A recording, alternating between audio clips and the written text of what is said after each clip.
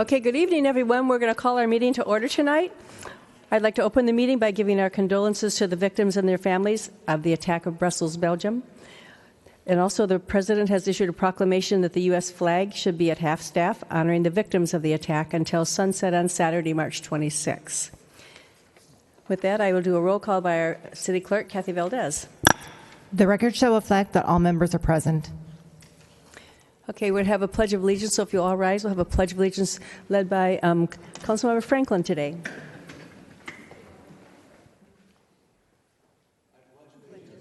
Flag of the United States of America and to the republic for which it stands, one nation, under God, indivisible, with liberty and justice for all. We're going to have an invocation by Fran Jensen, a member of the Vista Women's Club. Keep us, O God, from pettiness. Let us be large in thought, in word, in deed. Let us be done with fault-finding and leave off self-seeking. May we put away all pretense and meet each other face to face, without self-pity and without prejudice. May we never be hasty in judgment and always generous. Let us take time for all things and to grow calm, serene, gentle.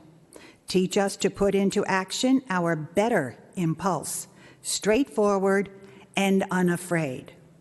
Grant that we may realize that it is the little things that create differences, that in the big things of life we are at one. And may we strive to touch and to know the great common human heart of us all. And, O Lord God, let us not forget to be kind. Thank you.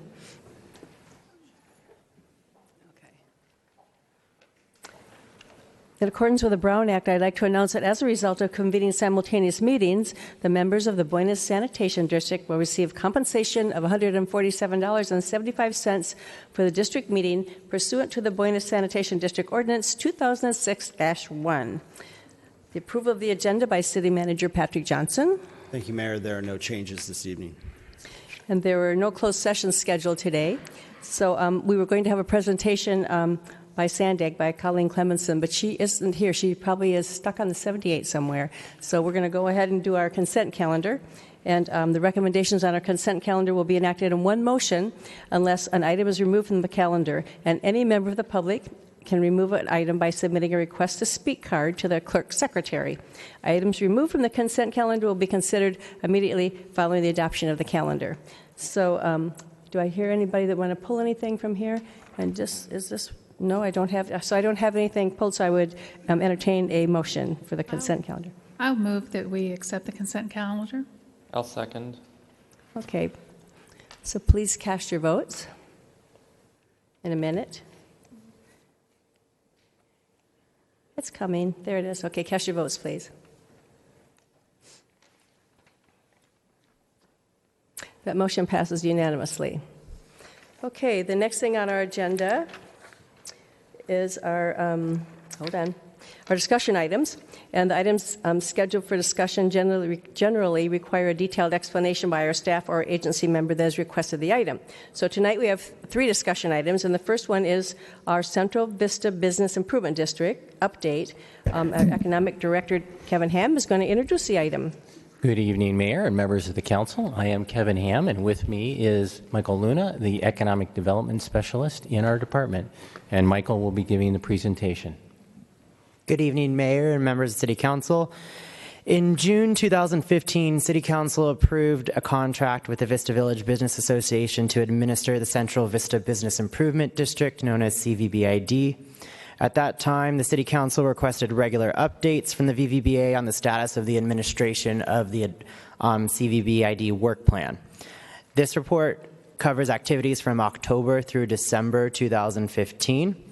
The City is in receipt of the second quarter CVBID work plan update, which has been approved by the CVBID Advisory Board on January 29, 2016.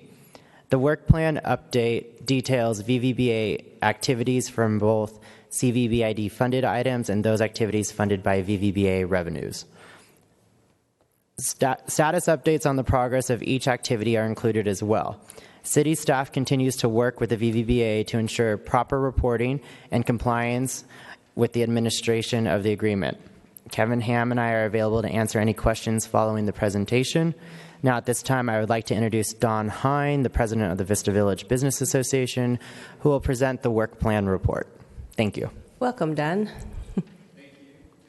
Are you on? No, you're not on. Check, check, 1, 2. Hey, how are you doing? Thank you very much.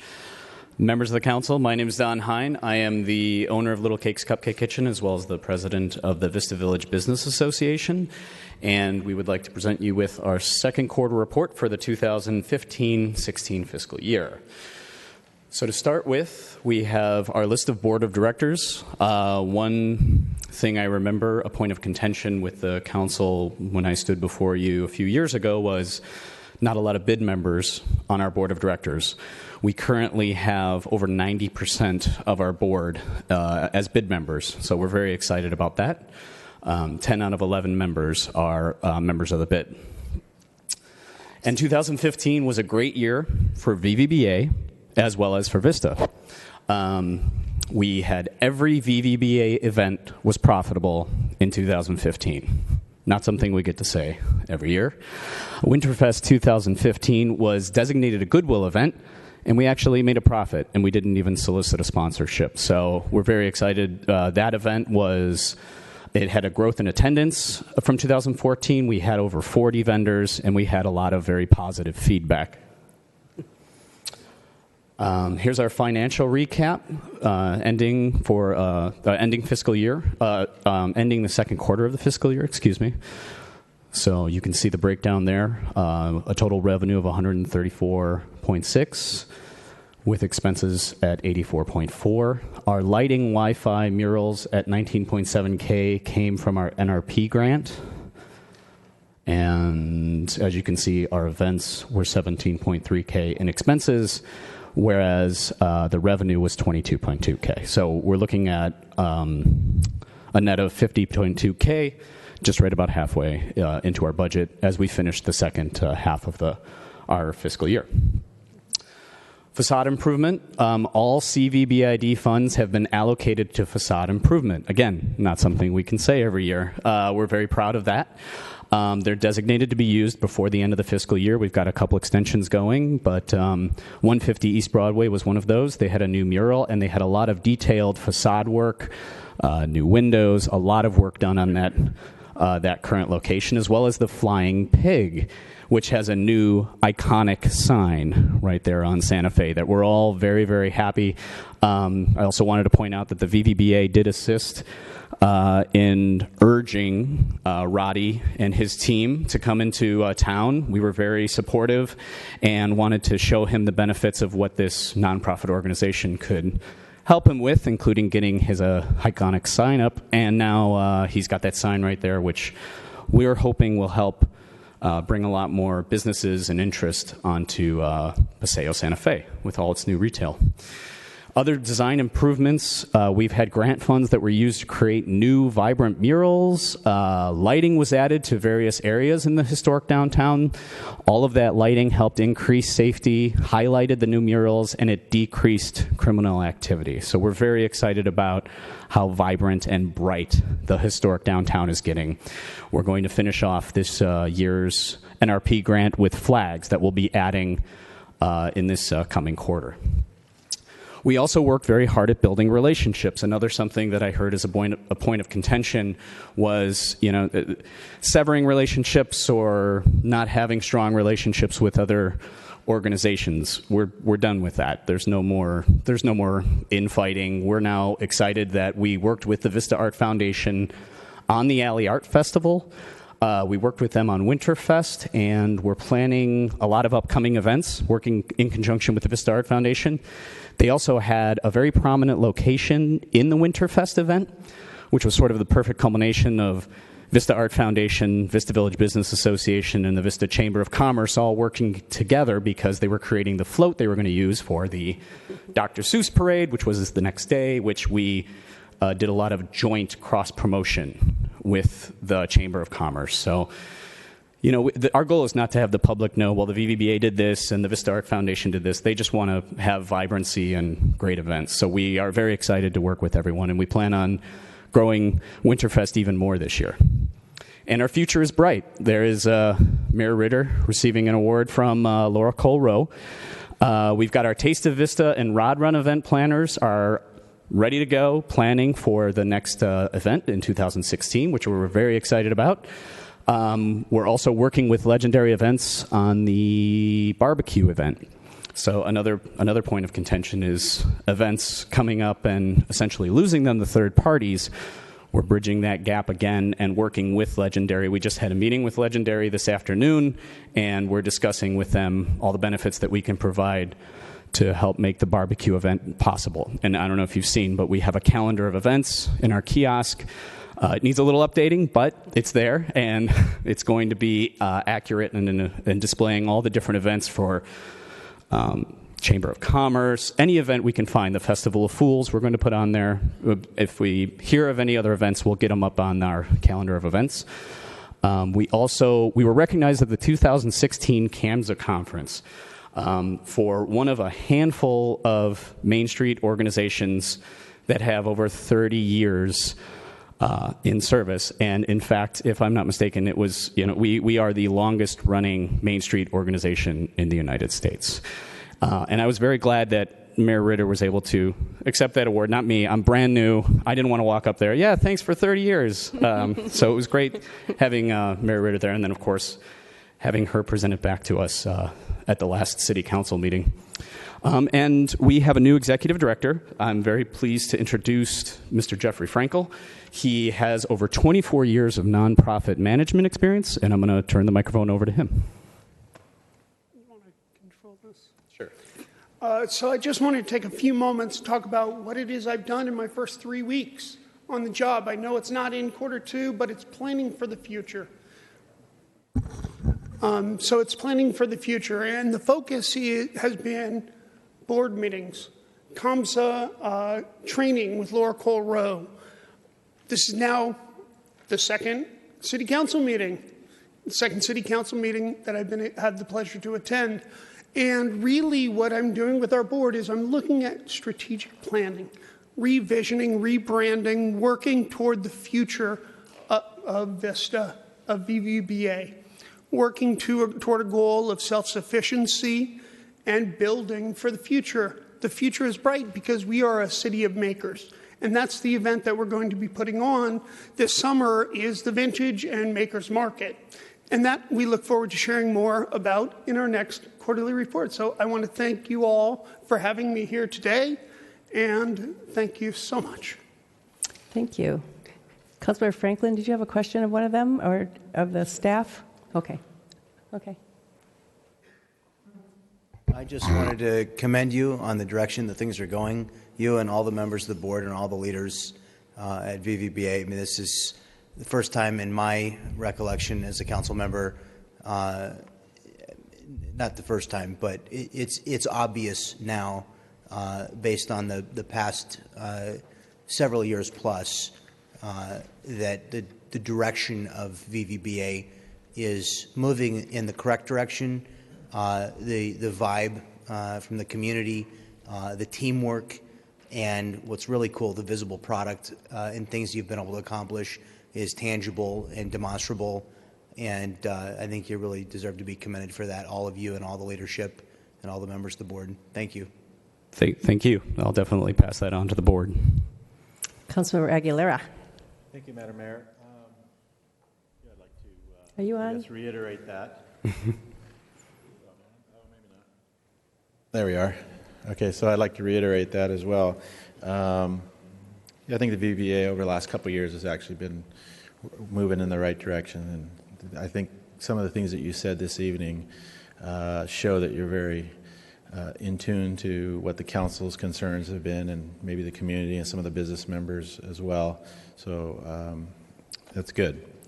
I did just a quick question on extensions. I was just wondering if you could update us on who's got the extensions on the facade improvements and that.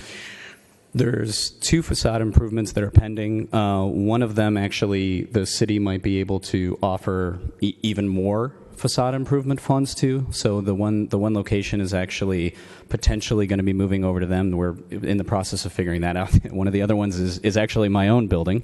We're doing some sign work, and my sign guy is taking his time, frankly. He's an artisan. So I'm asking for an extension, and I'm still hoping to get it done before the fiscal year, but I totally understand that if it doesn't come to fruition, then I don't get the grant money. But yeah, those are the 2 that are receiving it. Well, hopefully it works out. I'm sure it'll look good. Can you offer any more information? I'm just curious. One is that you might be talking about is Casa Bonita Realty. That's correct. Yeah, and so we're able to utilize some of the facade improvement funds that we have in the city, and so they only have a certain amount of money that's available, so we have more. So we're deploying some of the funds that we have in their area as well. And where is that located? East Vista Way. It's East Vista Way. Do you have their address? It's on East Vista. Okay. Thank you. Okay, without, so do we need a motion on this? No motion. This is just a discussion item. Okay. So if you will all indulge me here, Colleen Clemenson has arrived from San Diego, but I was going to suggest that we move our public hearings forward to coincide with the CVBID because they're right here. And if we could take that and the CDBG grants, because we have the committee and everybody here, and then we could go to Colleen's thing if that would be okay. Is that okay with you? Did you get stuck on the 78?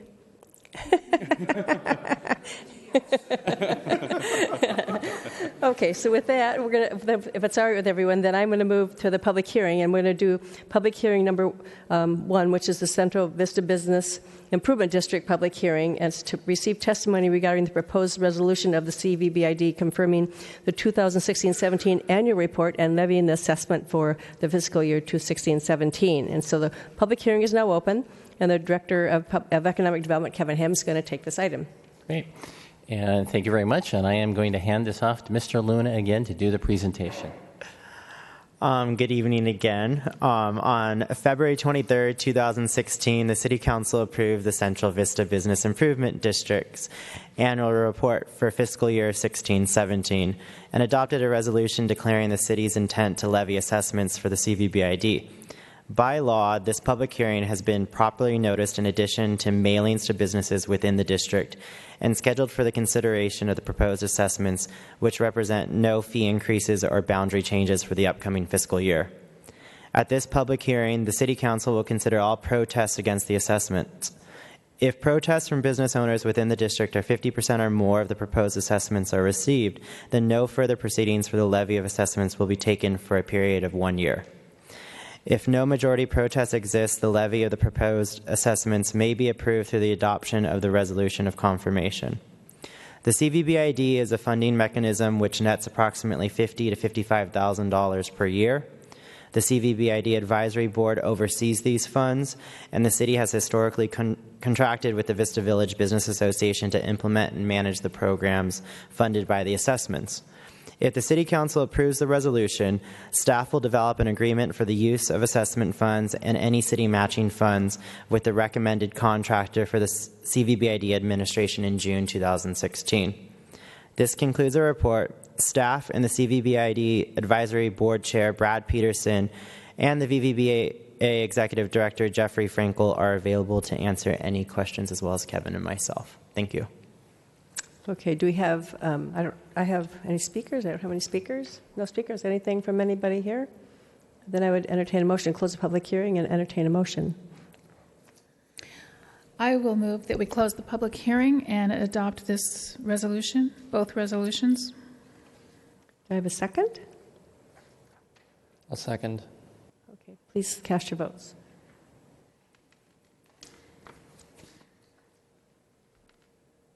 Okay, that motion passes unanimously.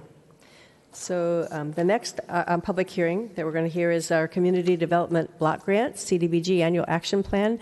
This is also a public hearing to receive testimony regarding the proposed 2016-17 CDBG Annual Action Plan. And the public hearing is now open, and the Director of Redevelopment and Housing, John Meyer, will introduce the item.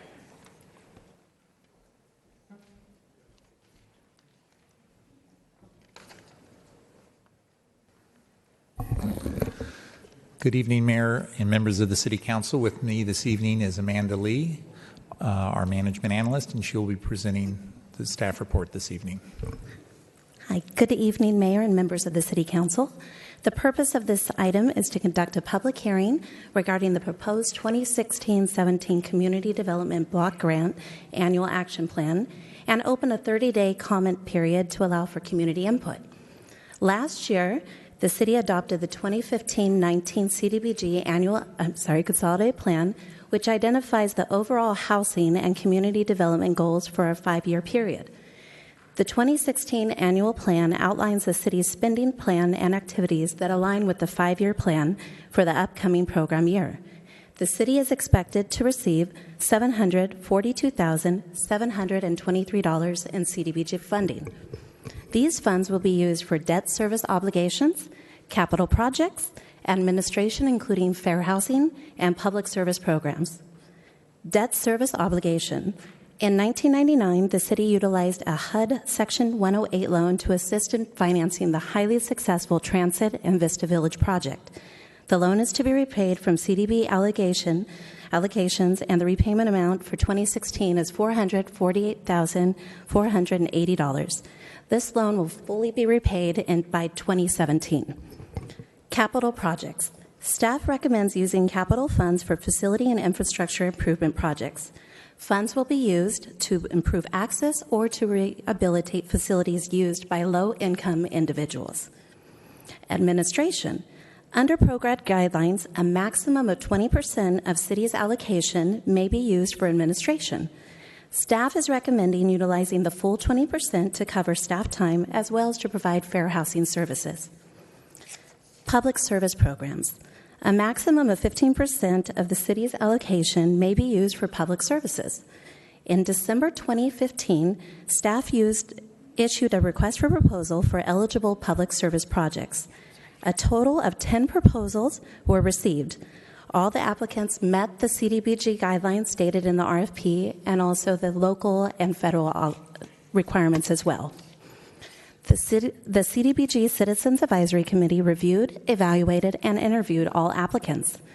As part of their funding recommendation, they considered a variety of factors, which included responsiveness to local priorities, attainable and measurable objectives, and collaboration in implementing activities to reduce duplication of services. The committee recommends partial funding for 7 of the highest scoring applications and a minimum of $10,000 per agency. The recommendations include North County Lifeline, Alpha Project, Palomar Family Counseling, Mama's Kitchen, the Angels Depot, Vista Community Clinic, and the Boys and Girls Club.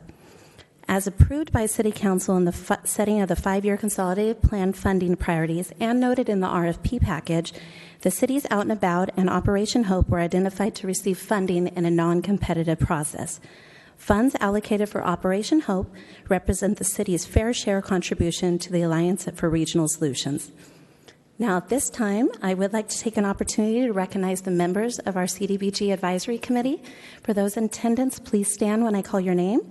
Lenore Averill, Harvey Bush, Gary Cavaroo, John Healy, June Esquera, Jack Croft, and Richard Kim. Thank you all. Thank you. We appreciate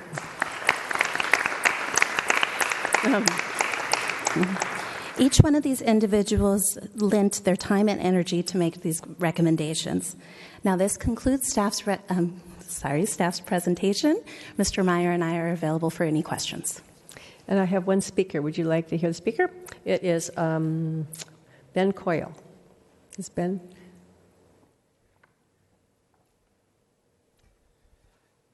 Hello. My name is Ben Coyle. I'm the grant writer for Mama's Kitchen. I just wanted to come and take the opportunity to thank staff and the advisory committee for their hard work. We make a lot of proposals each year to different agencies, and this was one of the smoothest and clearest processes we deal with, so it was really nice to be able to do that. I also want to quickly go over what Mama's Kitchen does. We provide meals to people that have AIDS or cancer here in the city of Vista. We are a home-delivered meal service. We provide meals to our target population because they face barriers to acquire nutrition, whether it be their physical illnesses, their medication side effects, their financial health care costs. To meet this need, we provide 3 meals a day, 7 days a week, 365 days a year. We deliver meals Monday, Wednesday, and Friday. Each delivery has 3 meals in it and a warm dinner for that night. We are able to do this process because of our community volunteers and the collaboration we have in the community. I'm here to answer any questions about our program, but I also want to thank you guys for giving us this opportunity for the proposal. Thank you. With that, I would, if I don't have any speakers, I would entertain a motion for approval. I'll move that we close the public hearing and approve the recommendations as presented by the committee. And thank you for your service on the committee very much. Councilor Aguilera? I'll second that. Okay. Please cast your votes.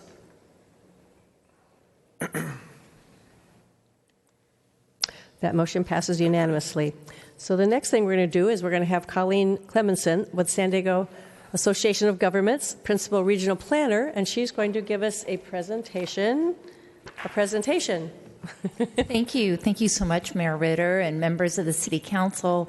Thank you for providing a little bit of time on your agenda tonight so that I could update you on some of the work that's going on at Sandag at a regional level. And some of you, I know, participate in our working groups, and maybe you were able, and the policy committees, and maybe, I don't know how many of you were able to attend the board retreat recently, but certainly the item I'm going to talk about is directly related to the work that the Board of Directors is undergoing considering a future funding measure. So San Diego Forward, the regional plan, was adopted by the Sandag Board of Directors this past October after 3 years of public outreach. We did come out over the summer and share with you a little bit about what was in the plan. The plan includes $204 billion in transportation investments throughout the region. That's transit, highways, bikeways, as well as our habitat preservation program and the number of grant programs that we administer. A key to the success in this region when it comes to transportation really has been our half-cent sales tax, and we've been able to build about 650 different projects throughout the region by having that funding source. The plan that was adopted by the Board of Directors this past October actually relies on an additional funding source to help advance a number of those projects. And as I mentioned, the Sandag Board of Directors is currently exploring a potential for a funding measure on the ballot this fall. Just in terms of kind of how the whole plan comes together, these are some slides that I did share with you over the summer, how our land use pattern has changed dramatically just over the last 15 years. All of the local jurisdictions have updated their local land use plans, really calling for higher density development close to where there's existing and planned public transit in our most urbanized areas. And the downtown specific plan that you have is an example of that. And when you look at these two maps comparing 1999 to 2015, these were the growth projections. The brown and yellow show where growth was projected to occur, and you can see how much more condensed that is in 2015 compared to back in 1999. And that also has a lot to do with the County of San Diego's general plan update, which really focuses growth in more specific nodes and puts so much more of the region's land into open space. The regional plan invests about half of the $204 billion in public transit. That includes a number of new transit lines, express sprinter service, increased coaster service as well as intermodal transit centers at the international border and at the airport.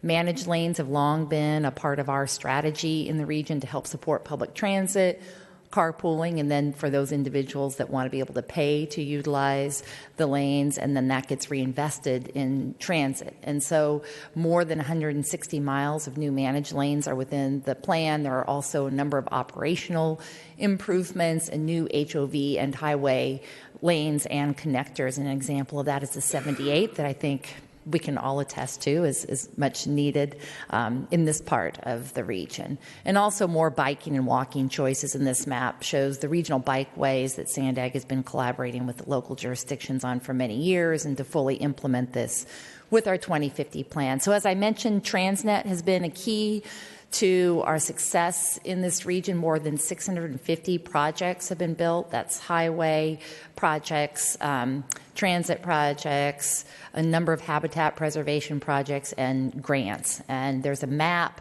that we have up on our website. It's Promises Made, Promises Kept in Keep San Diego Moving, and this lists all 650 of those projects. So that's everything from the Green Line trolley to the Sprinter to the inland rail trail, the improvements that have been made at the on the blue and orange line trolley, as well as the new bus line that's coming down Interstate 15. The I-15 express lanes are all examples of projects that have been funded through the Transnet program.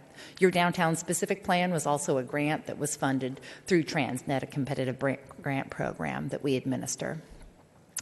So in terms of the potential ballot measure, as I mentioned, the plan that was adopted by the Board of Directors this past October does depend on new funding source. What is SANDAG authorized to fund through a tax measure? These are listed up here on the slide: transportation, habitat, water quality, and beach sand replenishment. And that's within our authority under current legislation. We've been going out and talking to any group who's interested to seek input on what should be included, and we've done this through a variety of ways. We've conducted surveys, we've sent out a number of postcards, flyers, e-blasts. We did a number of telephone town hall meetings where we had close to 4,000 people participating through the phone and then asking questions.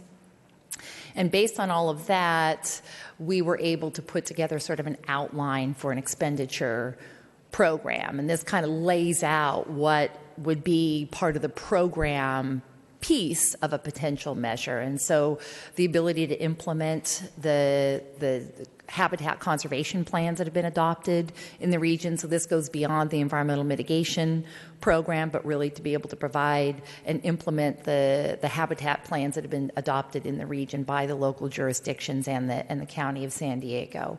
Local infrastructure, including local bike and pedestrian projects, transit improvements, watershed protection. So this helps implement some of the requirements for mitigating the water runoff, rail grade separation, traffic signal prioritization. That's something we hear a lot from people, how tired they get sitting at a red light when nobody's going the other direction. How do we really improve the synchronization of traffic lights throughout the region? And then transit operations. And then just in terms of the plan, I'm not going to go through all of these projects, but this is kind of an outline of some of the transit projects that would be included in a measure. Then rail grade separation projects, HOV and managed lanes, and up here you can see along the 78, that's 2 lanes in each direction, as well as improvements on Interstate 5. Making the connections with 78 and the 15 and 5 are also part of what would be included in the measure to advance, and all these other dots that you see on the map are showing those other connections that would be made between HOV lanes and the existing highway network. General purpose lanes, so some additional improvements on the 67, some in the east part of the 8. And then this is the map showing all of the projects that are currently under discussion by the Board of Directors to be included in a potential measure. And this kind of lays out how funding would be allocated. Just for the purposes of analysis, we're looking at a 40-year measure that would generate about $18 billion over the 40 years. This is how it could be laid out. So about 11% would go toward open space, 14% for managed lanes, transit capital and operations, 50%. And then you see the local infrastructure. So when this was discussed with the Board of Directors at the board retreat, at that time we were talking about a 15% sort of set aside for local projects. Just yesterday, we posted a new report to our website that will be discussed by the Board of Directors this Friday, and that goes up to 30%. So there's been some slight adjustments to some of these percentages to get to that 30%. So anyway, This Friday, the Board of Directors will receive a progress report and really a more refined outline of what the ballot measure could include. And based on the direction we get from the board this Friday, staff would go out and do some research to see where voters are and would voters actually approve something like this. This requires a two-thirds vote, which is a really, really heavy lift. And depending on the outcome of that research, then the Board of Directors will be asked to, based on all that information, decide whether or not they want to put something on the ballot. And I'm sure, Mayor Ritter, you have things that you would like to add. So that concludes what I had brought here to you today. I'm happy to take any feedback, and I can provide that to the team as part of the presentation that will happen on Friday. So thank you so much. I see Councilmember Franklin has a question. Can you elaborate on the 50% that would go to transit capital and operations? What's included in that? Councilmember Franklin, that includes a number of new transit projects that are in the regional plan. One in particular would be a rail project that would go roughly along Interstate 805. So that would start to connect some of the communities in South San Diego with jobs in Kearny Mesa and Sereno Mesa, and then eventually kind of hook up with the new Mid-Coast rail line. That's one example. There's a number of other rapid bus projects, so similar to what we have running now on Interstate 15. There will be more of those. A big part of that funding is also to help support the operations. So that's paying the drivers, the improvements that are needed to maintain the system. So that's kind of a rough outline of what would be included in the transit component. And the thing we got this afternoon, well, the latest, because I see that after we talked about the one this afternoon, they put another one out later. So, but it looks right now they have 41% of transit. So they've lowered the amount going to transit, and 24% gone up to 24% for the local infrastructure. So, or even 30. It's 30%. Yeah, 30. Yeah. So there's still, those figures are still changing around. So, but it looks like. Am I reading this correctly? 14% is what's going to go to highways and roads? So right now, the expenditure plan that was just posted to our website shows 14.2% for highways, managed lanes, and connectors. That doesn't include roads. Then roads is also part of the local infrastructure, so that can go the local formula funds. So each local jurisdiction, based on your population. Local infrastructure basically includes surface streets. Surface streets, arterial roads. Really, that it will be up to the local jurisdiction to decide exactly how you want to spend that. But that's what the local formula funds would go to. And then the other piece is the local arterial traffic signal synchronization that I mentioned. And then there's also rail grade separation. And that would be, where you have conflicts with vehicles and rail to try to separate those two. And I'd be happy to get you, there's more of a breakdown than she has here, and we'll be happy to get you that information. Yeah, well, and maybe after Friday, because they'll be talking. It'll change again on Friday when they have the discussion. Yeah, I want to stay abreast of this. I think this is going to be one of the most important policy issues facing our region in some number of years,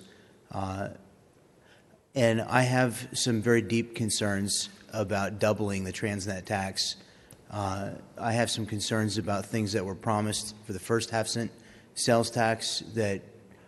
I feel like on behalf of taxpayers, we shouldn't have to double in order to get these things. And what I'm really concerned about is for a half-cent countywide sales tax to only have 14% going to highways. And maybe I've got the numbers wrong, but there's so many other. And also, it's supposed to be a temporary tax, even though it's only 40 years, and that's nowhere near temporary in my book. However, we're on a temporary tax. We're paying for people's long-term operating salaries. Those needs will not go away. They're not infrastructure needs that will suddenly disappear after 40 years. This is a permanent tax. We are taking San Diego County to 8.5%. We are taking City of Vista to 9%. And, you know, the highest sales tax in California is 9.75. We're not going to be far off of it.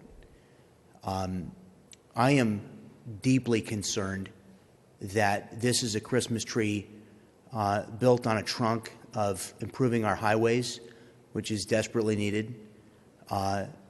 You know, and I'm sure that any opposition to this, and I'm not necessarily opposed to it right now, but I'm deeply concerned at this point. The trunk of this Christmas tree is improving our highway interchanges, which we all know is desperately needed.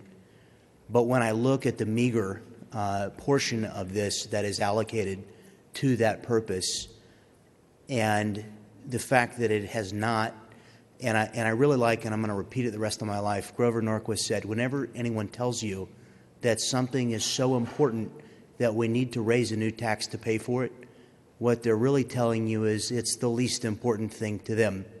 Because if it had really been the most important thing, they would have paid for it out of the existing budget, and they would have found some other priority which was less. And they would have asked you if you wanted to raise up and pay a new tax to fund that lower priority. So I don't like the false imperative that we have to raise taxes in order to achieve basic, desperately needed infrastructure for our region. And to hear that 14 cents on a dollar of this tax money is all that's allocated for that purpose, I just think at the county level, frequently our priorities are misplaced. I feel like if you do if you really listen to the public opinion, and if you ask people, if you go out and you ask people, what are all the things you're concerned about? Oh, these issues will be on there. However, what I don't think you'd find is if you gave everybody 100 pennies and you gave them each all these pots and you said, now put the pennies, you have 100 of them. One of them's roads, and the other are all these things that you've identified. I don't think that they would put only 14 pennies out of that 100 pennies into the highway system. And I think that a system where what you're really doing is allowing municipalities to have access to another meager portion for local priorities is really a backdoor general tax for cities to approve on their voters without having to go out to the electorate of their cities and ask for it. We need to take care of these priorities, but I'm concerned that public opinion is not on the side of raising tax for this purpose, given past promises that have been made and not kept, and given what, for our community, I feel to be a deep misalignment of spending priorities with the use of the bulk of these funds. This is something that we need to have a lot of discussion about. This is an extraordinarily significant decision for our community and for our region, and I really want to talk a lot more about this in the coming weeks and months. And I'd really like us to be a leader as a city in the region in speaking out either for or against. I'm not speaking today against this tax, but I am saying I have very deep concerns about the way it's proposed. So I would really like to, and I've asked staff to reach out to Sandag, and I don't know if that's happened. I've asked to have a one-on-one meeting with someone from Sandag. Has that request been? Okay. Well, I'm going to be vocal on the subject, so I suggest somebody make the time to meet with me. Okay. Because this is problematic. So for the time being, that's all I had to say about this. But I have a feeling I'm going to have a lot more to say about this. Okay, everybody wants to speak, but I'd just say one other thing is that the tax that we're looking at, it's for the whole county, and so they've kind of divided up projects so that there's something in every area, and San Diego, the area south, needs more transit, and up here we need more highways, and so we've said up here that we wouldn't support it unless we had the 78 and the interchanges on both ends. And it has to be fast track. That has to be top priority, or we wouldn't support it up here. So that, just so you know, that's kind of where we're coming from the mayors of the 4 cities around us are sitting on that. So we'll go, without that, everybody wants to talk. So I'll go with Councilmember Aguilera. Thank you, Madam Mayor. So, Councilman Franklin, I share some of your concerns as well, and I think this is a huge decision on the county's part. I've actually worked up some numbers. I'm not going to go into the details, but through my numbers, I cut the transit down quite a bit and actually funnel a lot more money to our local infrastructure. Because I think if we're going to be taxing people, we want to have control of most of those dollars if we can, so that we can improve our community. And I think that is important. And I think if you look at some of the local infrastructure and combine that with highways, the number starts to increase quite a bit. So when you have time, we can sit down, we can go through those numbers. I know the mayor spent her lunch along with staff discussing it today, some options so that we can hopefully improve the numbers that we're looking at here. And I know that more money will be going to highways. Otherwise, I don't think North County will be approving this. So you can feel comfortable with that. I just actually wanted to point out something that I think I pointed out last time Sandag was here, and I think it's on the second page of your presentation. If we could put that back up. The maps? Well, it's the projected land use. Yeah, okay. Because I think it's important and it shouldn't be overlooked. You know, in the last 15 years, if you take a look at our open space, you know, because this is always a concern of our citizens, you know, how much growth we're actually doing here in our city and throughout North County and throughout the county. You know, people are concerned about our open space going away. And if you take a look at this slide, you'll see that in 1999, 67% of our land was designated for development, and only 1/3 was planned for preservation. And just 15 years later, we're looking at 55% now for preservation and 45% only available for development. So it's great to see that most of our land will be preserved as open space and preservation rather than being developed. And the map looks so much better. And, you know, that is a positive thing that's come from good planning on Sandag's part and, of course, our local planners as well. So thank you for showing that slide. Appreciate it. Thank you for being here. Deputy Mayor Rigby. Thank you, Madam Mayor. And thank you for being here today and giving us this presentation. I appreciate it very much. I was at the board retreat. I've been there the last 3 years. I always find it very interesting, some of the discussion that we have. And I, too, have some concerns about this ballot measure. And I agree with some of the other comments made that what you've presented here, I understand verbally that some of the numbers have changed, but what you've presented here shows two of the most important things that our voters, our people want to look at is the local infrastructure on the roads and the freeway. And to see less, 29% of the money is going to the most important things that we talk about here isn't adequate, not anywhere near close to it. So I appreciate that those numbers are going to go up, and they could still go up further, because that's what we need to work on here in North County, are those particular items. But I want to go back to something that you said when you were giving your presentation. You talked about Highway 78 and said that there would be 2 lanes in each direction. Those were, I believe I got that quote correct. Now, when you look at your presentation, if I remember correctly from the discussion at the board retreat, it's only going to be 1 lane each direction, which would be an HOV or managed lane. There would not be any additional general purpose lanes, which also is indicated on your slides. If you look at slide 18, it just talks about the managed HOV lanes, and you've got the dots on either end of the 78 for the connectors. But when you look at the general purpose lanes on slide number 19, Highway 78 is not included. You have the 67, the 125, the 56, and the 8. So I think it's important for for our people here in the North County corridor to understand that Highway 78 is not going to get any additional lanes except for a carpool lane.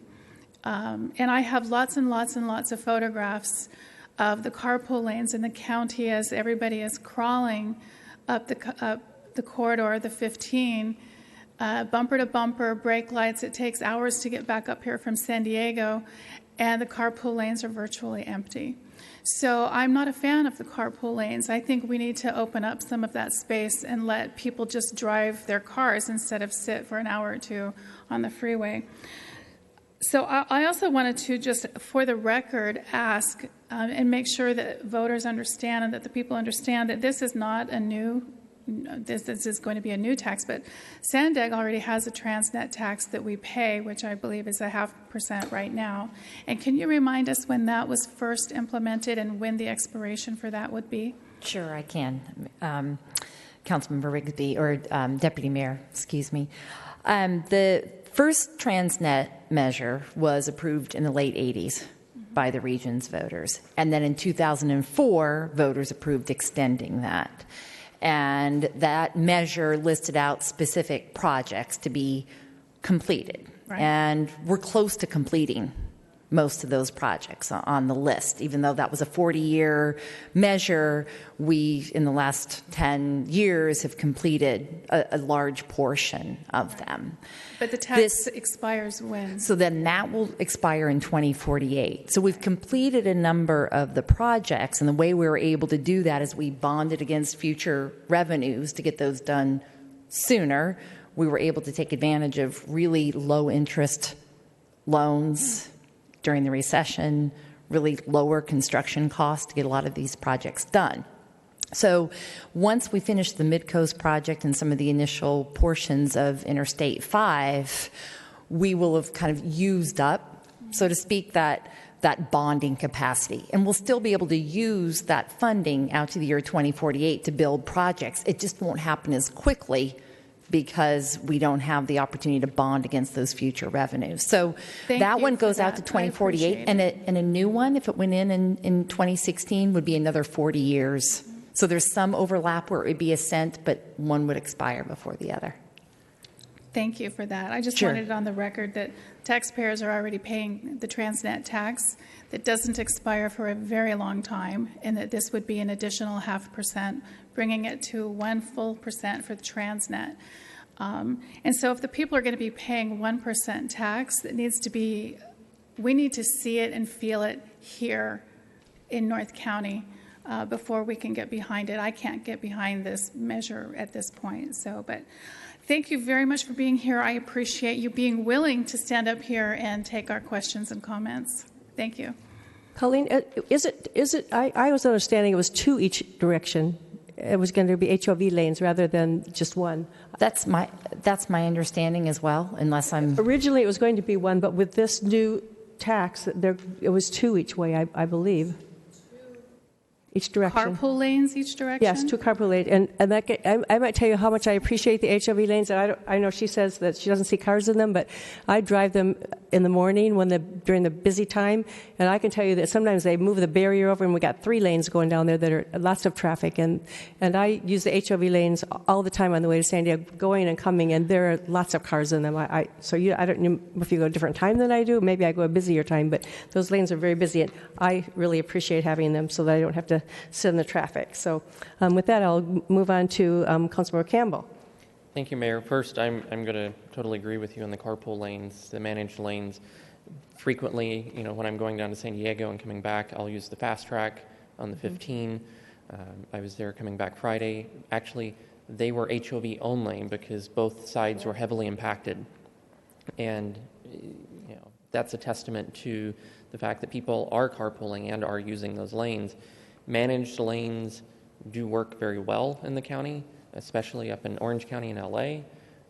Adding managed lanes to the 78 in both directions, in my opinion, is a great tool to encourage commuters that are going to San Diego to carpool together. We can create potentially the fast track sort of pay to use it based on capacity option. I think those are all really good tools moving forward. study after study has shown just adding more general lanes to freeway capacity, those fill up very quickly. And it's the managed lane options that we need to look at going forward. That said, I'm not going to beat this plan up quite as much as some of my colleagues have. This is a county-wide plan, and we need to understand and look at that as an electorate, that it's not just me, my backyard only. We all use the roads throughout the county. We use transit throughout the county, and open space benefits us all throughout the county. Obviously, we do have to see some positive net benefit to North County and to Vista to really get behind this, but at the same time, we don't want to look at a disproportionate share of benefit just locally. I think we have to look at it as a regional plan, as is presented. We in San Diego County are very much lacking quality public transit from North County to San Diego. We're lacking usable public transit in North County. We do have the Sprinter, we do have buses, but to actually get on the bus, use the Sprinter, and get from Oceanside to Escondido is an hour and a half, 2-hour endeavor. That's not an effective, usable system. So obviously that's going to require investment, and in some cases, more investment of a percentage of new funding sources to go to those type of projects, to make them usable, to take cars off the freeways that are impacted. If you look at the cost, what it would take to add additional lanes to the 5 and the 15 beyond what they're currently at, the costs are exorbitant because you're taking out houses, you're taking out businesses, you're redoing overpasses. The cost to add additional capacity to public transit, which would have a greater positive impact on taking cars off the roadways, at this point would require a smaller investment to get to the same results. So I understand why an additional percentage of revenue is going to transit and operation costs versus build more freeway lanes. Because ultimately, we want the goal of having a transit system that's integrated, that works throughout the county. And I think it's important to evaluate that sort of a holistic approach. How do we get from point A to point B in the most effective and efficient in both time and cost? And I think that's what SANDAG is evaluating on this proposed tax, not just how do we build more freeway lanes. And not to mention the legal challenges and the lawsuits that would ensue should that be the proposal. So as much as some of my colleagues would like to see general freeway lanes come to North County, and that's where the money goes, there are not only legal challenges and environmental hurdles, there are also cost issues with doing that as well. So thank you. I would say that the HOV lanes were an early action project, and I was so thankful to see those lanes on the 15 because I used to sit in that traffic all the time going to San Diego. So I was very grateful. And also, hopefully that the 78 will be an early action project if we pass this tax, and both connectors at both ends, at the 15 and at the 5, those. And also, if this tax would pass, the 5, coming up the 5 is, I believe, 2 lanes. Is it two lanes at each way, going each way for an HOV lane, and the 5 is desperately needing that. So that would be also part of this tax if it passes, or if we decide to put it on the ballot. So I would say that. Oh, I have one more speaker here, Cliff Kaiser, and then where is he? Oh, there you are. Thank you, Mayor and Council. I wholeheartedly disagree with raising taxes when we haven't done a very good job improving the traffic flow here in San Diego, especially here in North County. And there's no real proof that says that mass transit's going to solve San Diego problems.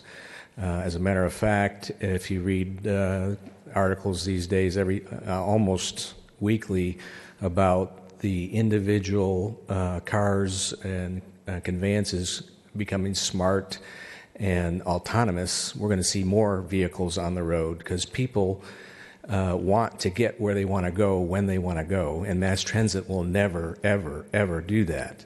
When even going to church on Sundays, sometimes my wife and I go in separate vehicles because the timing simply just does not work out. And that's what has made the United States great. The people in this country are productive because they can do what they can do when they want to do that. And to say that we're going to do that same thing with mass transit or bike lanes or buses or trains, it just doesn't make sense. Now, the comments about the carpool lanes or the HOV lanes being effective or not, I would have to say that the one on 15 that is a fast track lane can be very effective, and I use that frequently in my travels. But the point there is that people are willing to pay to move through traffic. And if they can pay to get that little device on their dashboard and get through traffic faster than going down 5, then they're going to do that. So if we're going to put managed lanes in place, let's make sure that people can take advantage of those. Thank you. Thank you. Are there any other comments or questions for Colleen? If not, thank you so much, Colleen, for coming. We appreciate your coming and taking all of our questions. Thank you. And we look forward to talking more about this at Sandag. So thank you. Sounds great. Thank you all for your feedback. I really appreciate it. Okay, with that, we will go back to our discussion items. So we're going to go back to D2, the amendment to the City of Vista Municipal Code purchasing systems. So who is going, let's see, Director Kevin Ham, take that again. Good evening again, Mayor and members of the council. Mr. Luna will introduce this item. Good evening for the third time tonight. So we're going to be talking about first the local business entity and then move into the veteran business entity side of it. So the City of Vista currently has a local bidder preference policy for projects solicited by the city. This allows for a local business entity to match the bid of a non-local business if they are within 5% of the competing non-local bid. On January 12th, city staff presented the current policy, and when presented to the City Council, they discussed a modification to the definition of a local business entity to allow more local business owners who do not have employees residing within the city to take advantage of the local bidder preference. Based on that direction, staff recommends that Section 3.08 of the Municipal Code be amended as follows. A local business entity employs at least 2 full-time or 4 part-time employees whose primary residence is located within the City of Vista or is at least 50% owned by one or more persons whose primary residence are located within the City of Vista. In regards to the new veteran business entity definition and preference, during the January 12th meeting, the City Council also asked of staff to investigate a way to implement a policy to help improve employment and business opportunities for veteran-owned companies who bid on city projects. It has been determined that approximately 10 businesses in Vista and 94 businesses within the Innovate 78 corridor are registered as a veteran-owned business with the state of California. The new proposed policy would be similar to our local bidder preference since it would be a revenue-neutral policy. A veteran business would be defined as being owned by at least 51% by one or more veterans, holds a business license for at least 6 months prior to issuance of a request for a bid or proposal, and qualifies as a veteran company through the U.S. Department of Veteran Affairs or the California Department of General Services. A veteran-owned business entity would receive 2% price match preference when competing for city projects if they are located in one of the 4 Innovate corridor cities, which include Carlsbad, Oceanside, San Marcos, and Escondido. If they are a local Vista business entity, though, they will receive the benefit of the higher local bidder price match preference of 5%. Currently, no city in the Innovate 78 corridor has a policy regarding veterans. The City of Vista would be the first city along the 78 corridor to implement a veterans preference match.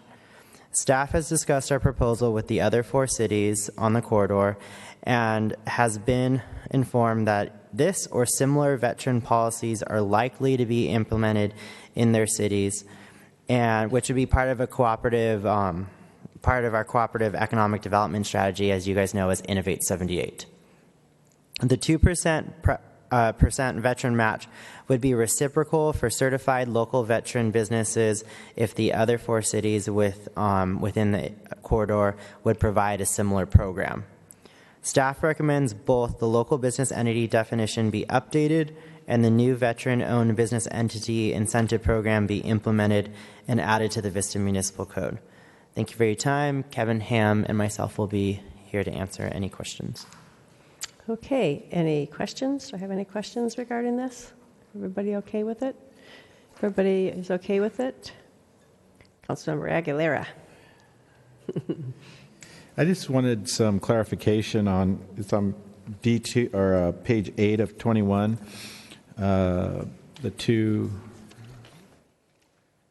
Number 2, I guess, paragraph that's in red. Says the city, provided that the city issuing the business license has enacted a substantially similar veterans business preference program as determined by the city manager. So as of right now, I assume Carlsbad, Oceanside, from what you said, do not have a program like this? That's correct. And as a matter of fact, tomorrow night, Escondido will be discussing a policy with regard to disabled veterans. So Mr. Johnson has been in contact with the other city managers. We've been in contact with staff. So they may or may not go forward with their proposal in one way. So we'll look at that and allow the city manager then to implement a policy that would be similar. So, for example, if they decided to implement a 1% preference for disabled veterans, we would do the same thing, but we wouldn't go any higher. So we would match whatever their city. Okay. Correct. Up to 2%. Up to 2%. Yes. Okay. Thank you. And I know tomorrow night, Escondido is going to, city manager is going to mention if the city council approves this policy, so they can weigh in on that. Right. That's what I heard too. Okay. Okay, if no one else has anything, I guess I'll move to staff recommendation. Do I have a second? Okay. A motion and a second. Please cast your votes. That motion passes unanimously. The next discussion item is our fiscal year 2016-17 budget overview, and that will be introduced by our city manager, Patrick Johnson. Thank you, Mayor. The purpose of this overview this evening is to review the larger components of our budget, general fund budget in particular, looking at it as a macro approach in an effort to receive direction prior to us coming back to you on May 10th, when we plan to bring the draft budget before you, where you'll have the full budget book in more detail. Before I get started, though, I wanted to thank all the individual departments that have been involved in the budget process and the employees that have scrutinized their areas over the past, which is likely 6 months now since we start the budget process in September. I also want to point out there's 2 out of the 3 ladies that are sitting at the staff table. We have Laura Johnson in the white. She's our senior management analyst who takes care of all our budgets, works with all the departments, and spends many hours, long nights dealing with the budget. So I want to thank Laura for all her hard work, as well as Allie Zimmerman, our assistant city manager. I wasn't going to give her a promotion, but Allie deals with the budget as well. And then Lauren Warham, our finance director, who's in the back for dealing with our finances. And it's a team effort with all the different departments. So I just want to say thank you to them. So the order tonight for the presentation would be to briefly review the revenues and expenditures of all the major categories, and this includes Proposition L as well. And then I'd like to review the programs where the city provides a subsidy and receive direction in some of the areas from you, and then discuss some of the accomplishments that we've achieved. I won't go into all of them since we talked about that at the goal-setting session. Review your goals from March 1st, and then answer any questions that you might have. So first off, in terms of revenues and expenditures, the local economy is doing much better. Housing prices are up. Property tax has stabilized, and sales tax is increasing. So things are looking very good. So I'll start with the revenues on the side. And in terms of revenues, the total general fund revenues for fiscal year 16-17, which are the projected fiscal year, as you can hopefully read on the slide, is $70.5 million. The majority of the revenues come from the following sources that you see, the top 4, which are property tax is the largest one at $19.9 million. And with the movement of housing prices, this tax revenue has increased almost 5% over the 15-16 estimate. Next is sales tax. You see that at $17.1 million, and that amount excludes Proposition L. Sales tax has risen pretty well over the last few years in Vista. I think there's increased consumer confidence, and we have new sales sites over the past few years that have occurred that have generated more tax for us. This is estimated at 5.5% over the 15-16 budget estimate. Next is the transient lodging or transient occupancy tax. That is at 1.275 we're estimating for next fiscal year. With the two newer hotels being online for the last 2 or 3 years, this revenue source is stabilized. And then last there is franchise fees at $3.5 million. And again, this revenue source has remained relatively stable. The franchise fees come from SDG&E, EDCO, as well as the cable providers that are in the city of Vista. So I do want to point out, though, as you can see, some of the changes that our revenue projections are done in a conservative nature. We've been less conservative in these future forecasts and try to be more realistic as a result of the economy. And so you'll see some of the amounts increase to what our actuals are at this point in time. Proposition L, sales tax, is at $7.58 million. And you'll notice that Prop L reflects an average of about 44% of the general sales tax. And the reason why this isn't a 50% amount is because it's a transaction and use tax. So if goods are delivered somewhere else outside of Vista, we don't receive the half-cent sales tax on that item. In forecasting the Prop L revenues out through the life of it, which is 2037, as you can see on your screen, we are projecting a conservative 2% increase going forward, and the annual increase will allow us to meet the Prop L expenditures for the term of it through 2037. Additionally, we also fund $1.2 million in fire services, and that is included in the expenditure projection as well. And I'm happy to say with the recent bond refinancing that was completed, there will be enough funds to cover this cost through the life of the bonds in 2037 if the City Council so chooses to continue to use the money in this way. We are planning a more in-depth presentation for you on at our third quarter budget report in May, where we will review greater information and walk through Prop L in its entirety. Certainly take any questions about it now, but we are presenting this item in the third quarter budget report. Does the City Council have any questions on any of the revenue areas? Anybody? Councilmember Aguilera. I just had a question on that 2% on the Prop L projection. Is that accurate historically? Yeah, it's probably somewhere between 2 and 3% over time. Okay. Certainly right now we're experiencing larger increases. However, as you remember, between 2008 and 2012, we were not experiencing increases. So It's a balancing act there. Okay. So the 2% is pretty conservative then? It's conservative, but it's more comfortable going 2% than putting 3 to 3.5 out there. That may not sustain. I'm better with 2. Okay, thank you. Any other questions? Questions about revenues? All right. Now on to expenditures. As it concerns the expenditures, you'll see on the slide the major areas for the general fund are general government, $8.1 million, public safety, a little more than $40 million, community development, $6.7, public works, $3.2, and community services, $5.7. And so that's a total of $64 million in those major areas. Overall, the expenditure budget is at $71.8 million, and this number includes operational transfers out for subsidies. It also includes Prop L sales tax. There are a number of non-discretionary items over which the city has little or no control, I should say. One is public safety, as you see there.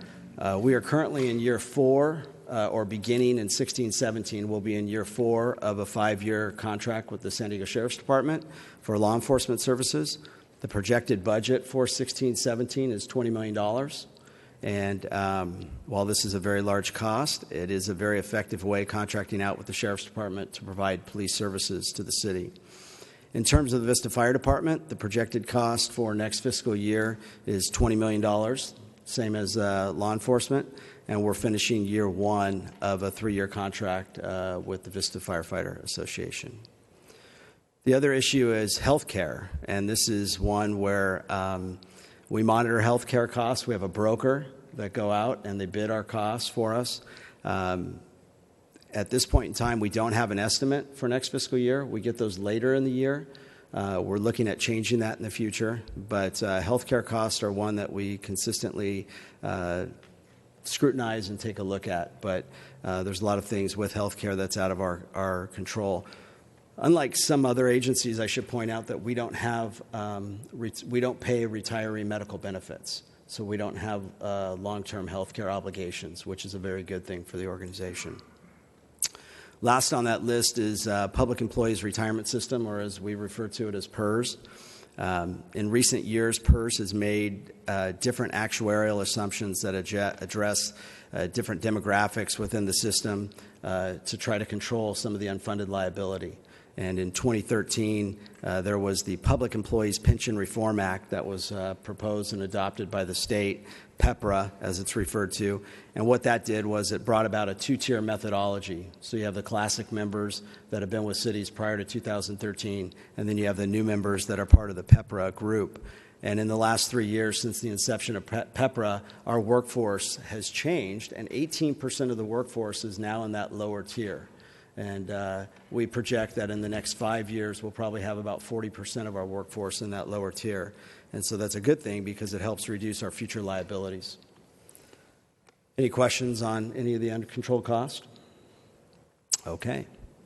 So one of the other things I should probably point out on the public employee retirement system is that the City Council 2 years ago set aside $4.5 million out of the year-end fund balance to help pay off what we call the PERS Safety Side Fund. Because the firefighters are in a pool that's less than 100 employees, PERS merged those groups together with other safety members that were in pools less than 100 employees. Therefore, there was a side fund that was created at some point in time, and I'm sorry I don't have the year, but it's basically like a second. We had to play catch-up. And the City Council went ahead and paid that off, which reduced our rates, which reduced our interest, and so it was a very smart thing to do at the time. In terms of PERS between the two groups, next year we're planning on increases for the safety side at about 1%, and we're planning on increases in the amount of 1.3% for the miscellaneous employees. And that's in your budget report as well on page 3. Any questions on expenditures? Okay, moving right along. So now we're on to subsidized programs. And so we have several programs that require a subsidy from the city. 4 years ago, the City Council set a maximum subsidy rate for these programs. And I'll review each of those with you and take your comments, and we can talk about anything you'd like. First one is the Senior Nutrition Program. This has an estimated subsidy going into 16-17 of $326,000. And as some of you may know, the Senior Nutrition Program is funded with grant funding that we receive as well as participant donations.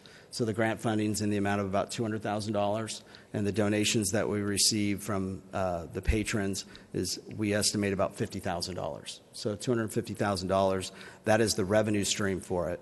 Each day at the Gloria McClellan Adult Activity Center, we serve 60 congregate meals to patrons who show up. That's the average. We have about 40-plus home meals that are delivered on a daily basis, and we provide an average of 26 one-way trips to the center. So 4 years ago, the City Council determined that $275,000 was the maximum subsidy level to be provided for this program. And so the budget has been very challenging to bring under the subsidy amount. There is declining participation at the senior center. This isn't just in Vista. We're going through a change with seniors in the past that might have been in their mid to early 70s that would participate in the senior center 25 to 30 years ago are no longer doing that. They're We're driving and working. You're driving. You're still working. The mayor and I had this conversation. I wasn't pointing to the mayor for advice, but He was. we had a He conversation was. earlier. That probably wasn't such a good idea. But because of this, we're seeing these changes. We're seeing lower enrollment rates, so to speak. The senior centers try to be very creative. So they've reduced raw food costs. They started buying in bulk from Costco. We stopped using a third-party vendor because it was cheaper to shop Vista and buy in bulk at Costco. We've reduced spoils because now the senior center is on a reserve system. You have to call in and make a reservation. And so that's helped us reduce spoils. We're also looking at trying to program the center in more hours of the day instead of just for some of the primary functions that it does now, including lunchtime. But it's very difficult to generate more revenue because of the grant requirements and because of the low amount of money that we get from the donation. So we're trying to make changes. As all of you know, you approved $275,000 going to the senior center to make upgrades. The restrooms, the lobbies, the flooring, the stage, painting, a new computer lab, make it look new, make it look exciting so that people may want to come into the senior center. We're also putting in a workout room that'll allow fitness activities to occur. So those are things that we're doing to try to improve the center. But at this time, since our current subsidy level is at $275 and we are exceeding that, there's a couple proposals, I guess I would mention. Well, option one is that we could look at contracting out the nutrition side of the program. And we think that if we do contract out, that we could lower the subsidy under the $275,000 limit. Or we could go ahead and request that the City Council approve a higher subsidy limit to stay within so we can provide the same level of service. It's challenging. Last year, we were thinking about going out with an RFP. We have it drafted, and our new senior center manager was getting more creative, and we wanted to allow her that opportunity to see if we can bring those costs in. But even with her creativity and her staff's creativity, we weren't able to do it. So at this point in time, I wanted to get the council's opinion on what you would prefer that we do. Anybody? I don't see anybody pushing their button. Councilor Campbell. Personally, I think this is an important program that we provide for the seniors in our community, and I would like to see us alter the subsidy level to continue to provide the higher level of service that we're currently providing versus contracting out to a third party. I'm thinking, we might try contracting out and see what they come back with. I just want to be sure that they don't diminish the quality of the food over there. That would be, so, and if you're looking for a cheaper contract, I'm not sure how good the food would be, but Councilmember Franklin. And I don't know the exact dollar amount.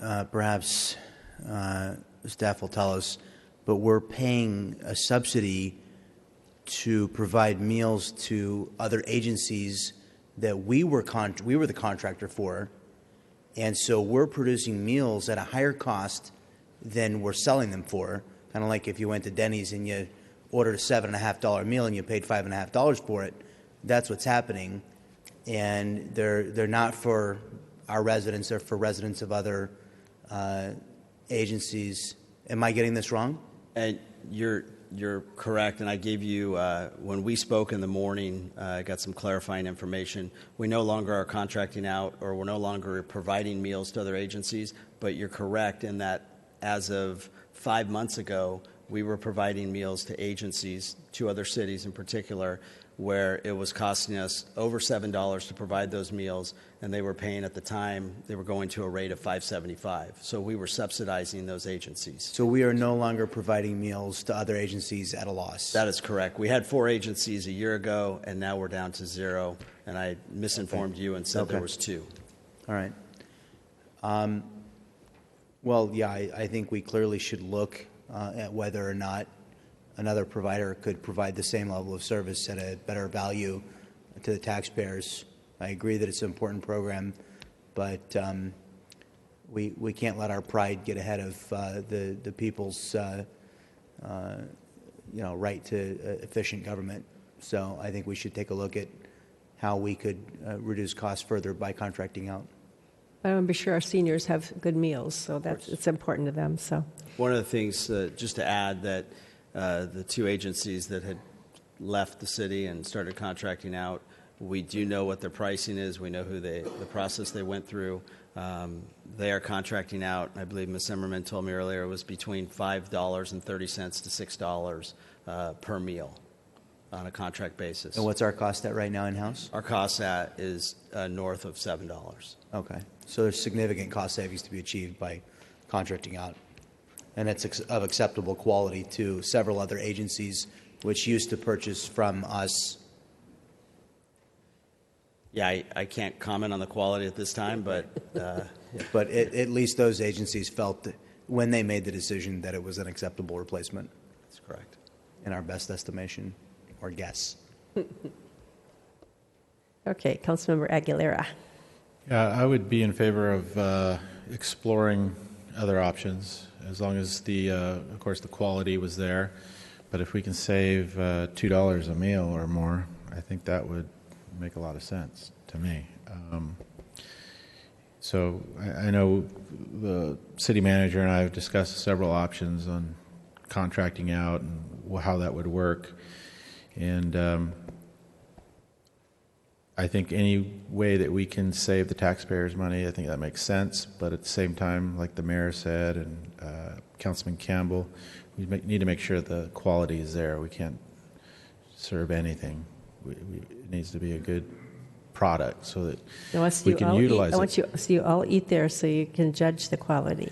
I've eaten there before. I mean the new people if we contract out. When are we going? I have eaten there several times. You have the opportunity to serve seniors on Fridays. I'd be delighted to. So, and you can taste the food. So I've made my opinions known to the city manager about the quality of food in the past, and I've had good and sometimes not so good.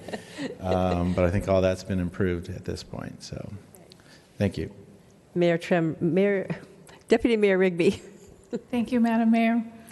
I would have to agree that as to be good stewards of the people's money, we need to look at options available to us. And if that means contracting out, that's something we should do. But again, quality of food is paramount for our seniors. And in my travels on Wednesday, when I drive the shuttle, I get to hear what meals are the most favorite and which meals are probably not the most favorite, although nobody talks about quality of food. They just talk about which ones they like more than others. So my concern with contracting out, and then if we find that the quality is not up to our standards, I would want an out. I wouldn't want to be involved in a long-term contract for subservice for our seniors. So that would be my Yeah, and if it didn't work out, then what? Right, exactly. There's nobody left to cook. I would want to have a trial period in there before we got stuck into something we don't want to be in. Yeah. Understandable. Okay, Councilmember Campbell. I was just going to add a comment that several months ago, I actually had an opportunity to speak to several community seniors that have gone to the facilities in other cities that contract out, and they commented very negatively about the quality changes that have occurred. Ooh. Okay, thank you. Councilmember Franklin. Has our staff reached out to those agencies that contracted out to inquire of a more rounded, to ask for a more rounded set of feedback that may represent the feelings of the consumers of the product? In other words, have we called over to the other senior centers and said, what's the vibe? And if we haven't done that yet, can we do that tomorrow? Yeah, we have, and we've gotten, I guess, mixed reactions, just to put it politely. Comes down to taste. Yeah. And in fact, from a staff perspective, a number of us are going to be going out to some of those other senior centers to sample on more than one occasion, just to test the quality. So if we go out with an RFP, we'll have a time period there where we can analyze what everybody else is doing. Good. One of the other benefits at Vista, which is somewhat unique, is that we do have a full-service kitchen at our disposal. So as part of going out with an RFP, it wouldn't just be about meal service. It would be to try to contract out the kitchen aspect as well, which would help offset some of our costs on the meal side. Deputy Mayor Rigby. Thank you. Just one other quick question, and I don't know if it's answerable, but there seems to be quite a difference in price between what it was costing us to do the meal and what the contractor would charge and what they charge the other cities. Do we know why there's such a gap between what we can provide the service for and what they're providing the service for? Do we know why? Well, yeah, it might be. So this is in a unique position because we also run our own kitchen. Mm-hmm. Some of the other ones that we contract out to don't run their kitchen, so we have to staff that, which obviously costs money.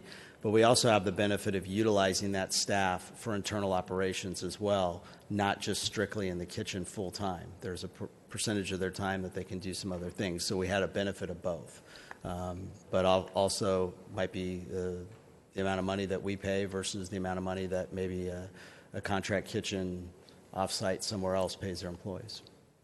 So when you factor in the employees that we have in our kitchen and in our senior center, but some of their time is being utilized doing something else, we don't parse that time from this category to that category? Well, it's all nutrition-based. So you have people that are working in the kitchen. You might have people that are going out onto the floor to assist.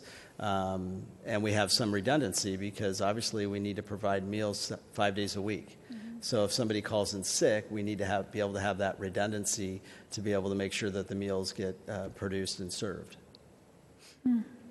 Okay, thank you. Councilmember Aguilera. So how much of that is like the allocated costs?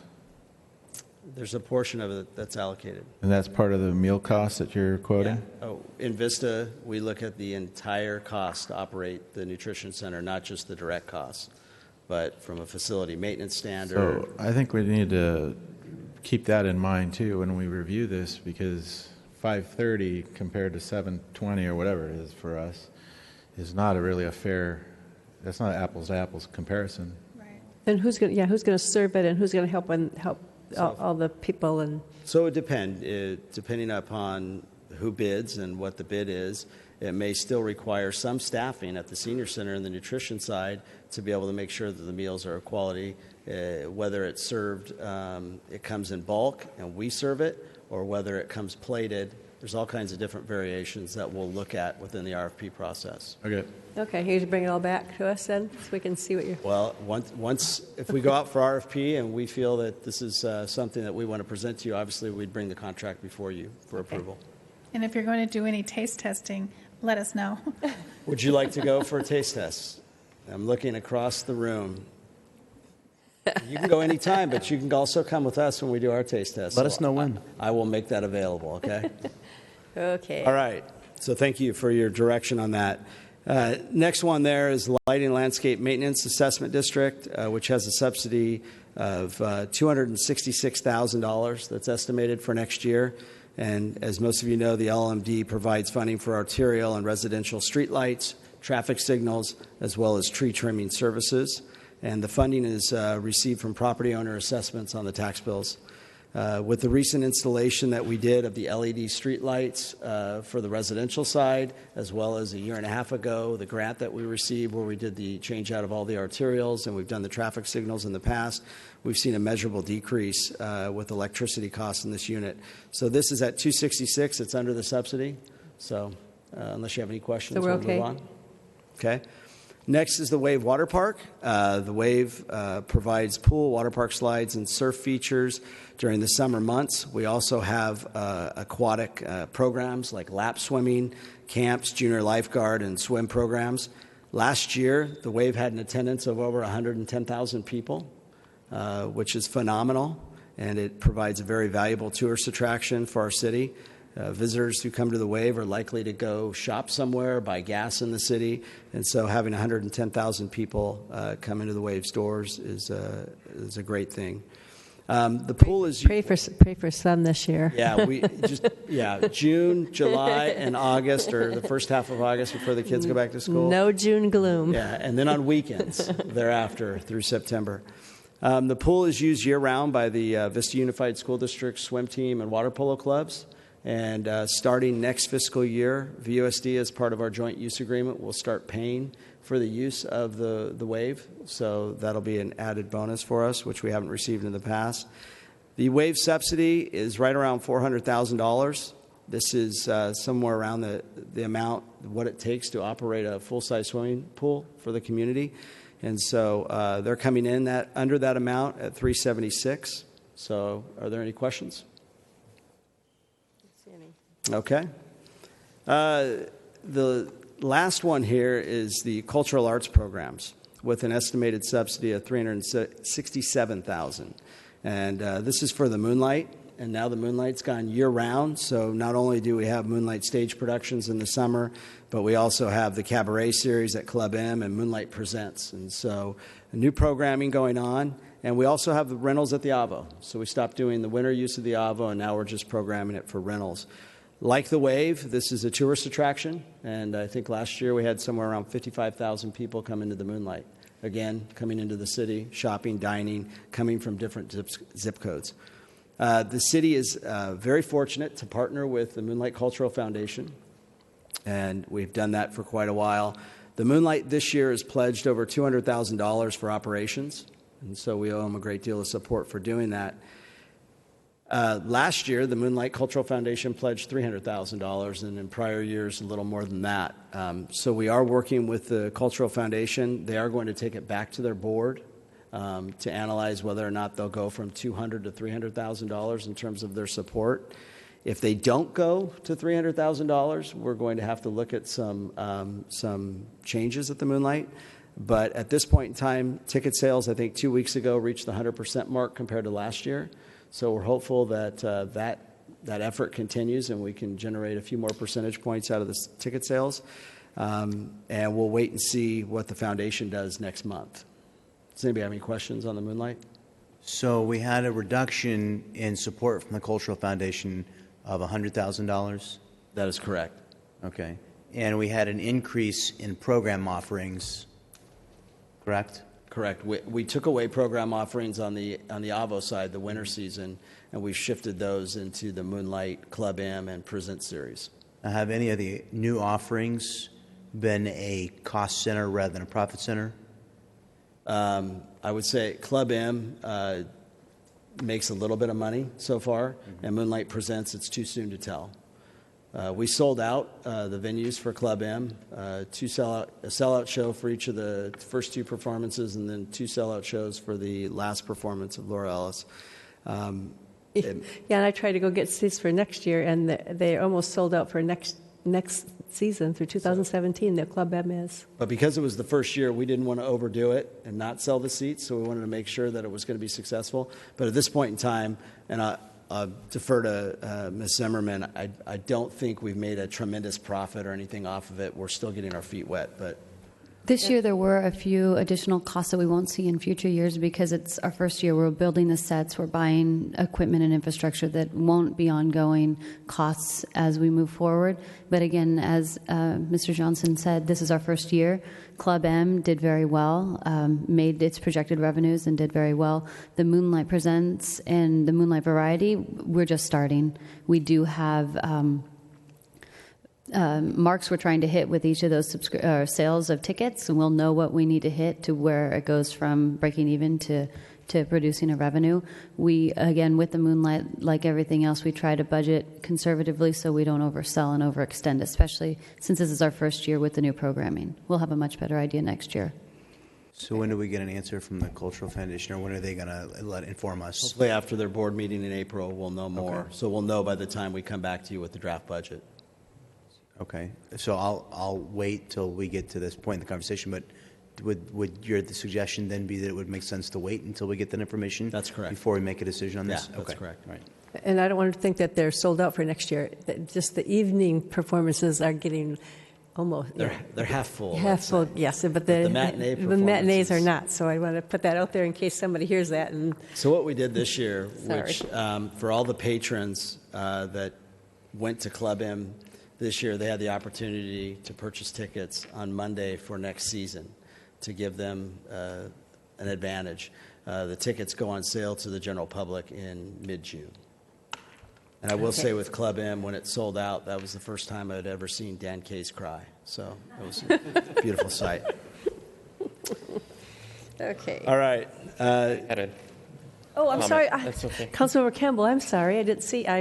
I just wanted to give my 2 cents on this item, Please which do. is, I think even if we did have to keep the subsidy at a significantly higher level than what was approved several years ago, the Moonlight provides such a positive net economic benefit and image to the city that there's really not much else we could spend that money on that would generate as much positive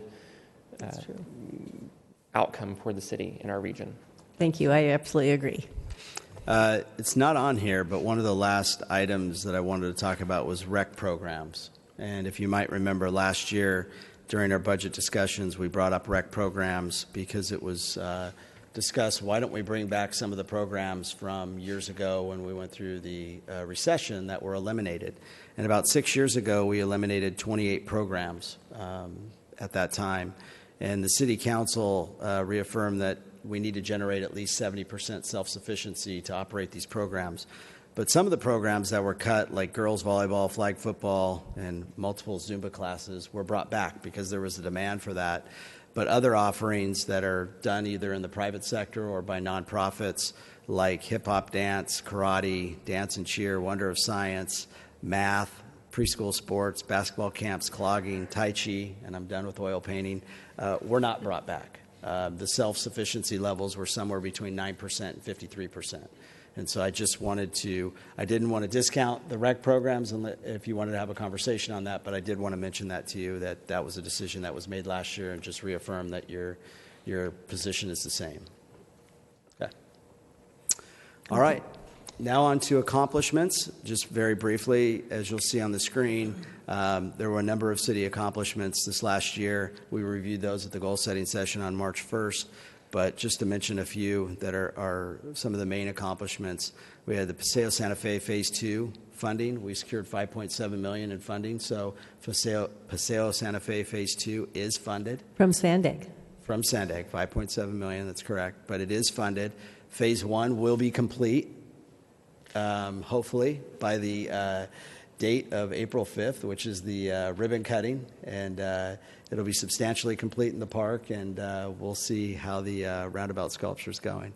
Road and intersection improvements, we've done 18 million of those. Fire department responded to over 13,000 calls. Sheriff's department responded to over 41,000. We removed 160,000 square feet of graffiti, performed 101,000 square feet of asphalt repairs. The $8 million that you'd set aside from park development fees and maintenance fees were put into the parks. We're not complete with everything, but substantial improvements were made to Vista's parks. We had the Vista Cares Business Walk with over 200 companies surveyed.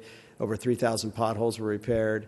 The fire department did their 5-year strategic plan, which you approved late last year. And the public opinion survey was implemented, the first one we've done in quite some time, and we will follow up with that. And then movies in the park, been going gangbusters in the summer with over 4,000 in attendance, and I believe we had one that was rained out in July of last year. So very successful. And they'll be back this year. They will be back with Star Wars The Force Awakens in July at our Family Fun Fest. So that will be a huge day at Bringle Terrace Park.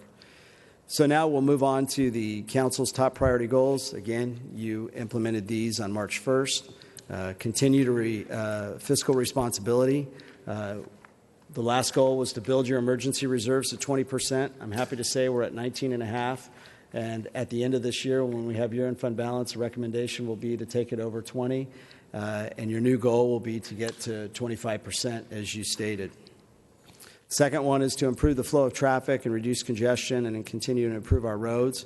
We will hold a future workshop to discuss traffic-related issues and concerns and receive your direction. So a lot of our roads are in excellent shape, a lot better than they've been in the past.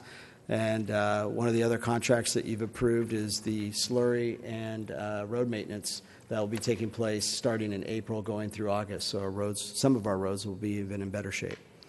Continue to decrease blight and improve the image of our city. This is develop property maintenance standards. Continue to work with property owners and vacant lots and abandoned gas stations to improve their properties. Continue to work with properties that have occupied buildings to make them better. Research state programs to assist with financing for pocket parks and community gardens. And I know Deputy Mayor Rigby provided me with some information that staff is looking into. Renew our partnership with Caltrans to improve blight on the entrance and exits to the city, and continue to monitor signage on Vista businesses. The fourth one there is economic development. We're going to focus on Paseo Santa Fe Phase 2. Next month, you'll have coming before you the design agreement for Phase 3. Since we're getting far enough along, there's no sense in waiting another year and a half to go forward with the design on that. Continue to further the development of historic downtown and Vista Village. Continue to move forward with parking, lighting, and walkability signage in the historic downtown, and continue to attract new revenue-generating businesses to the city. Number 5 there is improve standards for multifamily housing. It was to work with the city attorney to develop ordinances related to improving issues of overcrowding and parking in multifamily areas. Number 6 is public safety. Continue to reduce crime, reduce homelessness, and reduce panhandling. And the last item there is Parks and Recreation. Continue to focus improving Parks and Recreation, continue improving parks and park facilities. And again, the $8 million that you set aside has done great things, and we're looking forward to the construction starting shortly on the 2 new skate parks on North Santa Fe. So all these priorities will continue to be addressed during the fiscal year.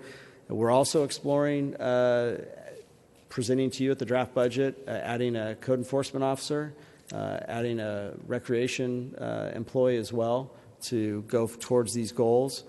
And we're also working on an action plan for each of these goals for you, and we will present that to you when it's done. So in closing, that's all I have. If you have any questions for me, the plan is to bring the draft budget to you on May 10th as a discussion item with the City Council. If you would prefer to have that as a workshop, then please let me know. Otherwise, we will plan to bring it to you at the council meeting on May 10th. Okay. All right. Any comments? We all set? Thank you for indulging me. Okay, you're indulged. All right. So that's our last thing, right? That is. Except for now we have oral communications. So we have one speaker, Runa Gunners. Thank you for being patient and sitting through all of our budget. It was very interesting, wasn't it? So thank you for allowing me to present this. I'm coming here on behalf of Seroptimus International of Vista, North County Inland. We are part of an international service organization of businesswomen who seek to improve the lives of women and girls both locally and internationally. The funds raised by the club was distributed to a variety of local nonprofit and also directed to women and girls in need. We just recently donated over $11,000 from Seroptimus Service Fund, and the donation went to Boys and Girls Club of Vista for the Smart Moves program, Leap to Success for the Leap to Confidence program, Welcome Home Ministry for Women Transition from Incarceration, and Casa de Amparo for the Creating Future of Hope for Pregnant and Parenting Foster Youth. The way we fundraise is with our Seroptimus Luncheon, which is coming up on April 14 from 11:30 to 1:30. And Seroptimus and local dignitaries, which we hope that you guys join us, will don aprons and serve up as a smorgasbord of salad prepared by club members and local restaurants. Luncheon includes rolled, baked potatoes, toppings, dessert, and beverages. It is the best lunch in town. It is only $15 for lunch and $17 if you buy it at the place. And we hope that you consider us, join us, and if you like to, serve with us so we can get more publicity and get more people sponsoring us. Thank you so much for your time. And actually, I've served those salads many times, and it's a great lunch. But I'm gone this year, and so I can't do it this time. I have something. Mr. Aguilera has served. Yes, I have, and it is some of the best food. It is. I was surprised the first year I went. I was like, "Whoa, this is good stuff." Yes. I didn't plan on eating, but I stayed and ate. Great salads. So yeah. I've already RSVP'd. I'll be there. Awesome. Great. So we'd like to have some more, and if you'd like to serve, let us know, and we'll put you on the calendar, on the schedule. And how much is it? I forgot how much is it. Is it? It's $15. $15. Okay, yeah. So everybody and go over which is really cheap. If they need information, where can they get it?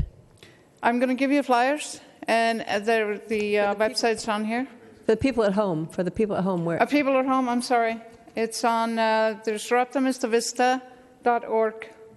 Okay, so optimistvista.org. Okay, that's good. Thank you so much. Thank you. Okay, with that, we move on to our comments. I'll do these first, and then we'll kind of move on down the line here. So there's several events taking place this Saturday on March 26th, and there's more information on the city's website at cityofvista.com. The Humane Society's mobile pet clinic, which provides affordable pet licensing, vaccinations, and microchipping, will be at Bringle Terrace Park from 10 to 12 on Saturday.